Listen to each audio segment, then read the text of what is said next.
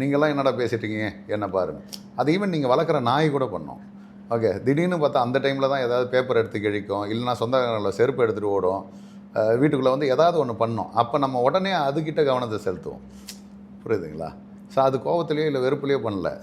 நீங்கள்லாம் என்ன பேசிகிட்ருக்கீங்க, என்ன விட்டு பண்ணிகிட்ருக்கீங்க அப்படின்ற மாதிரி இருக்கும். அதே போல் நீங்கள் வீட்டுக்குள்ளே இருக்கிறவங்களையே ஏதோ ஒரு இடத்துல நிராகரிக்கும் போது அவங்களுக்கு இது தோணும், அட்டென்ஷன் சீக்கிங். ஓகே, நம்ம வீட்டில் எல்லோரும் வந்துட்டாங்களா, சென்ட்ராஸை மட்டும் ஒட்டிங்க அப்படின்னும் போது ஒரு வழியை காட்டுறீங்களா அந்த ஒரு மியூசிக்கை போட்டு. சென்ட்ராஸுக்கும் அந்த வலிக்கும்ல, சென்ட்ராஸுக்கு ஏன் இம்பார்ட்டன்ஸ் கொடுக்கலன்ட்டு ஒரு படத்தில் காட்டுறாங்கல்ல. அந்த மாதிரி தான் ஒவ்வொரு வீட்லேயும் ஒரு சென்ட்ராஸ் இருக்காங்க.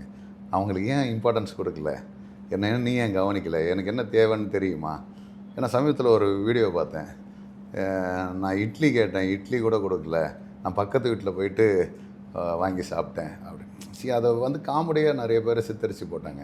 ஆனால் அதில் ஒரு வலி தெரியுது. சாதாரண ஒரு இட்லி தானே. ஓகே, அண்ணா அந்த பசியில் நீ சாப்பிட்டியா, ஒரு 4 இட்லியாவது வாங்கி கொடுக்குறீங்களான்னு வந்து கெஞ்சி கேட்குறாங்க.